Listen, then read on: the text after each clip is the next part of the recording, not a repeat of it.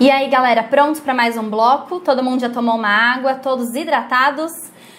Tutela de evidência agora. Vamos abrir o Vademecum no artigo 311. E eu quero que você já grife esse artigo 311. Eu quero que a gente sempre consiga separar onde estão as tutelas especificamente, tá bom? Olha lá. Tutela de evidência, ela só pode ser antecipatória. Não pode haver dúvida razoável, ou seja, a probabilidade de o autor estar certo é tão grande que possibilita a imediata concessão da tutela, mesmo não havendo perigo. Então aqui, aquela questão do tempo, né? Lembra que a gente tinha gravado a palavra urgência, tempo? Então na tutela de evidência isso não existe, tá bom? A gente tem outros requisitos, como por exemplo, o propósito protelatório da outra parte, que vai ser verificado no processo. Um exemplo que a gente tem disso, de protelação, né, da parte. Vamos supor que a gente tem lá a nossa ação de execução, por exemplo, e a gente está alegando uma fraude à execução, aquele devedor ele fez uma doação de um imóvel, tá? Só para a gente conseguir visualizar.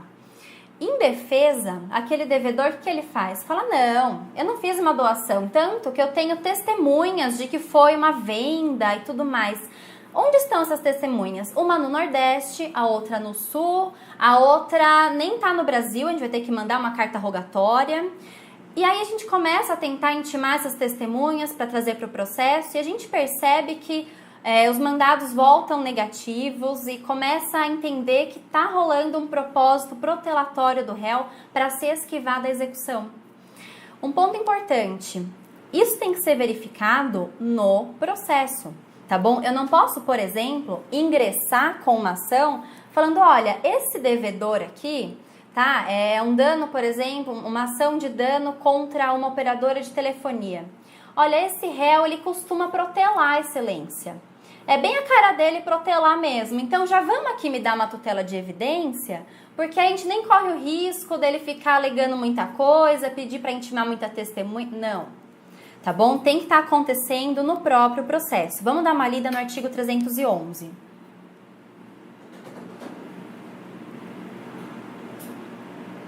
Artigo 311. A tutela da evidência será concedida independentemente da demonstração de perigo de dano ou de risco ao resultado útil do processo. Então, o tempo aqui não importa, tá legal?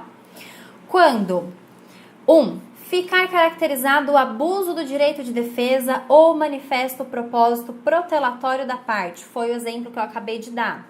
Neste processo, tá bom? Gravem isso. 2. As alegações de fato puderem ser comprovadas apenas documentalmente e houver tese firmada em julgamento de casos repetitivos. Grifem julgamento de casos repetitivos ou em súmula vinculante.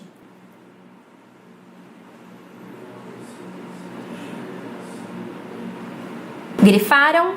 Então, vamos supor que o seu direito, né, o direito que você pretende ao final do seu processo, o seu bem da vida, ele já foi tema de discussão, por exemplo, no STJ.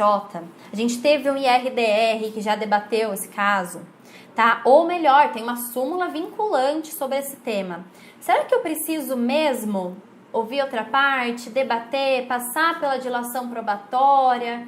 Será que eu não posso ter concedido ali uma tutela de evidência, lógico, provisória, porque a gente está falando de tutelas provisórias, e aí depois, se for o caso do réu demonstrar no processo que não, que essa é uma situação diferente, que não se aplica a súmula vinculante, aí ele que lute, entendeu? Mas a sua tutela já vai estar resguardada. Inciso 3º. Se tratar de pedido rei persecutório fundado em prova documental adequada do contrato de depósito, caso em que será decretada a ordem de entrega do objeto custodiado sob cominação de multa. Não sei se vocês sabem, mas a tutela de evidência, ela surgiu da disciplina do contrato de depósito, da execução do contrato de depósito no Código de Processo. Então, nesse artigo aqui, né, no inciso 3º, o que eles querem dizer com isso? Prova documental adequada do contrato de depósito. Vou dar um exemplo muito simples, que eu acho que vocês nem imaginam que seja de contrato de depósito. Final do ano, você tem uma cachorrinha. Eu vou dar um exemplo da professora Estela, que tem uma pincher de aproximadamente 35 anos. Aquela pincher, ela não tem dentes na boca, mas é muito amada, chama Belinha. No final do ano, Estela vai viajar, tá bom? E ela deixa a sua pincher querida num hotelzinho para cachorros. Gente, isso é um contrato de depósito. É assinado um termo, correto? Vamos supor que quando a professora Estela volta e ela quer pegar a sua pincher de volta, o hotel não quer devolver. Eles se apaixonaram pela Belinha porque ela realmente é fofa e eles somem com Belinha. O que você pode fazer? Entrar com o pedido de tutela de evidência.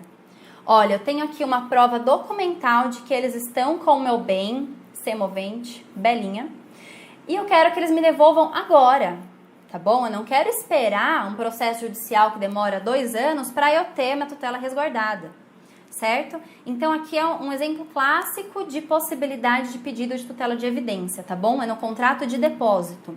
E a última hipótese é quando a petição inicial for instruída com prova documental suficiente dos fatos constitutivos do direito do autor, a que o réu não opõe a prova capaz de gerar dúvida razoável.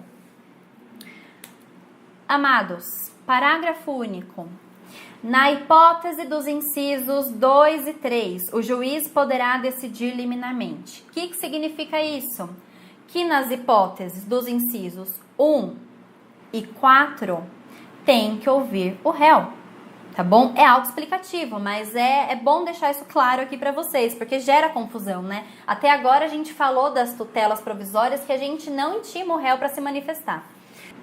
Então aqui nessa última hipótese, né, quando a petição inicial tiver prova documental suficiente, mesmo que o réu não esteja com intuito protelatório, mas o juiz conseguir verificar a veracidade dos fatos, ele não precisa aguardar o julgamento.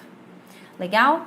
Então, muito resumidamente, essa é a tutela de evidência, está prevista no artigo 311 e pode e já caiu na OAB em formato de questão, tá bom? Então, estejam preparados. Agora,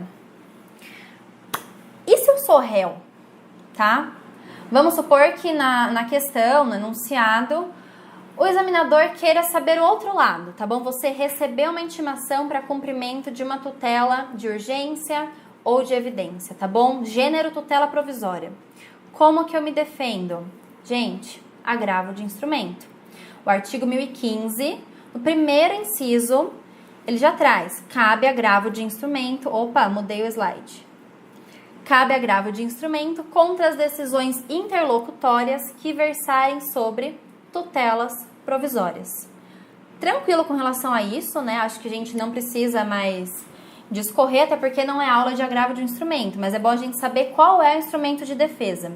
Lógico, também cabe contestação, né? O processo vai rolar normalmente, mas para atacar especificamente aquela decisão que concedeu a tutela provisória, agravo 1015, inciso 1º. Bom, agora superada essa questão teórica, lógico que eu vou deixar para vocês um material de apoio para consulta, mas eu queria aproveitar esse momento aqui da aula para a gente trazer um pouquinho para a prática e para a gente ver como que o examinador pede na prova mesmo, né? Eu trouxe algumas questões de provas antigas para a gente ver isso aqui juntos. Então vamos lá, primeira questão. Isso aqui não é uma questão, Helena. Não é. Isso é uma questão. Eu vou ler junto com vocês o enunciado. Deixa eu tirar minha cara, senão eu vou ficar só lendo, né? Eu vou ler junto com vocês o enunciado da primeira questão. Roberto está interessado em adquirir um carro novo, mas constata que os juros associados aos financiamentos bancários estão muito além da sua capacidade de pagamento. Sendo assim, ele recorre ao seu melhor amigo, Lúcio, coitado do Lúcio, um pequeno comerciante. Lúcio e Roberto celebram, então, um contrato de mútuo no valor de R$10.000, sem prazo expresso de vencimento. Com esse dinheiro, Roberto compra na mesma data o tão desejado automóvel. Passados 20 dias, Lúcio toma conhecimento de que Roberto perdeu sua única fonte de renda e observa que o amigo começa a se desfazer imediatamente de todos os bens. Sabendo disso, Lúcio procura Roberto no intuito de conversar e dele exigir alguma espécie de garantia do pagamento do empréstimo. Roberto, porém, mostra-se extremamente ofendido com essa requisição e se recusa a atender o pedido de Lúcio, alegando que o contrato não alcançou seu termo final. Lúcio, então, muito nervoso, puto da vida, procura... Isso não está escrito, tá, gente? Eu estou expressando aqui a minha... Procura o seu escritório de advocacia na esperança de que você forneça alguma solução. Com base nesse cenário, responda aos itens a seguir. E aí tinham outras questões, mas eu foquei aqui no que interessa pra gente nesse momento, né? Olha a questão B. Qual espécie de tutela poderia ser requerida por Lúcio para evitar a frustração do processo judicial? E aí, galera? Vocês, pelo amor de Deus, porque eu ensinei, tá? Então, vocês acertem esse tipo de questão. Tutela provisória. Vamos lá, a gente tem que fazer todo aquele desenho que coloquei pra vocês. Não é pra colocar, é cautelar, artigo tal. Tutela provisória de urgência cautelar. Artigo tal. Tudo bem? Questão 4. Não é questão 4, é uma questão X. Tá escrito 4 porque estava assim na prova, Helena. Nada a ver o que você tá falando. Questão 4. Eu não tirei questão 4, dei uma. Olha como que estava enunciado. José, em 1/3/2019, ajuizou ação de reintegração de posse com pedido de tutela antecipada em face de Paulo, alegando que este último invadira um imóvel de sua propriedade de 200 metros quadrados. Aí o examinador coloca metragem, coloca o clima do dia, que é para confundir a nossa cabeça, isso não importa, tá bom? Situado em área urbana. Embora a petição inicial não estivesse devidamente instruída com os documentos comprobatórios, o juiz deferiu, antes mesmo de ouvir o réu, o pedido de antecipação de tutela, determinando a expedição do mandado liminar de reintegração. Surpreendido, chocado com o ajuizamento da ação e com a decisão proferida pelo juiz, Paulo procura você, como advogado, para defendê-lo na ação, afirmando que exerce posse contínua e pacífica sobre o imóvel, desde 1/3/2017, então há 2 anos já, utilizando o bem para sua moradia, já que não possui qualquer outra propriedade imóvel. Afirma ainda que passou a habitar o imóvel após a morte de seu pai, que lá também residia sem qualquer turbação ou esbulho, exercendo posse contínua e pacífica sobre o bem, desde 1/3/2013. Com base em tais fatos, responda fundamentalmente às indagações a seguir. E aí, lógico, nós tínhamos outras questões, mas a que nos importa é: qual recurso o advogado de Paulo deverá interpor para pleitear a reforma da decisão que deferiu o pedido de antecipação de tutela? E qual é o prazo que deverá ser observado para a interposição desse recurso? Olha que essa questão vale bastante aqui, né? Olha, se depois dessa aula você não souber responder essa questão, eu me comprometo a ir pessoalmente tacar o vade-mecum na sua cabeça, porque a gente acabou de falar disso, não é mesmo? Por quê? Qual que é o recurso cabível contra a decisão interlocutória que concedeu a bendita da tutela provisória? Agravo de instrumento. Você vai até o artigo 1015, abre o seu código, grifa tutela provisória, tá bom? No inciso 1º. E você vai responder com muita tranquilidade essa questão. Prazo de agravo, 15 dias. Espero que você saiba disso da graduação, senão a gente vai aprender na aula de agravo nesse curso. E essa aula já está encerrando, porque o professor Vitor já chegou para dar aula dele. Eu tô aqui falando e não paro mais. Vitor, a gente já tá tranquilo?